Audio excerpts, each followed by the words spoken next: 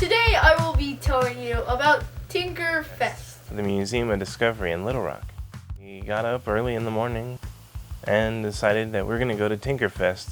Tinkerfest sounded really neat. It had a whole bunch of tables, different activities and things to do. You get to do cool science experiments. The list, it just kept going on and on and on, and I didn't think that they were going to actually have everything there because it just seemed like way too much. As soon as we got to the Tinkerfest museum, we went straight inside. Riker went with Mom and I went with Dad. The first thing that we went to was the biological room. It had everything to do about your body. Blood pressure, how much blood do you have in your body, reaction times, things like that. Trey actually challenged me to a game where you strap a sensor to your forehead and it reads your alpha and beta waves in your brain, and whoever's the most relaxed is supposed to win. But I went really crazy and then I still won. And then later on we went to a table. It was the lock-picking table because I found it interesting. They showed you how different locks worked and how to line up the pins in the tumbler so that you could pick a lock without a key. Trey actually was the first one to get all of the locks picked for that day. I couldn't get them all picked. I finished. I think I had one or two left that I didn't quite get done by the time that we got up and left from there. After that, we wandered over to another table where they were talking about air pressure, and they had liquid nitrogen on the table. And he poured it in a bowl and put a balloon in it, and it shrunk up. And then whenever he took it back out, it went bigger.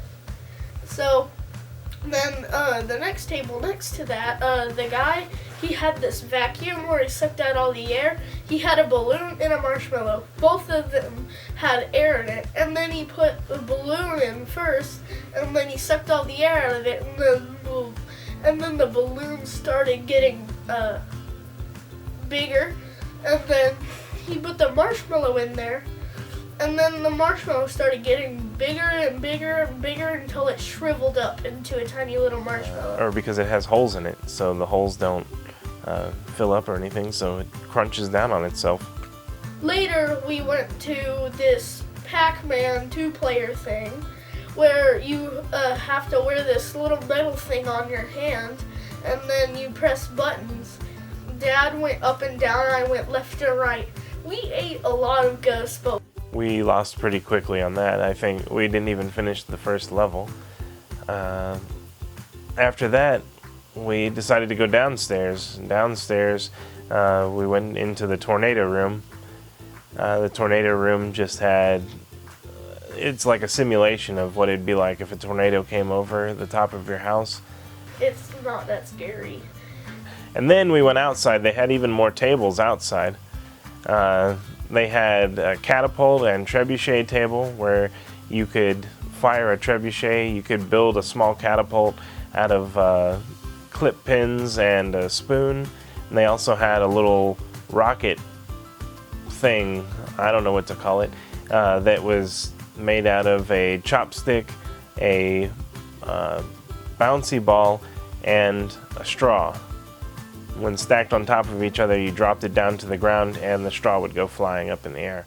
After that, we went to this cool train place. All Aboard, which is a restaurant that has a train that goes around on the ceiling and brings you your food from the kitchen, so there's no need for waiters. And then this train would go beep beep and then go around the track, and then it'd hit a stopper and then your train would come down. I felt like twice that the tray was going to fall on my head, but it did not.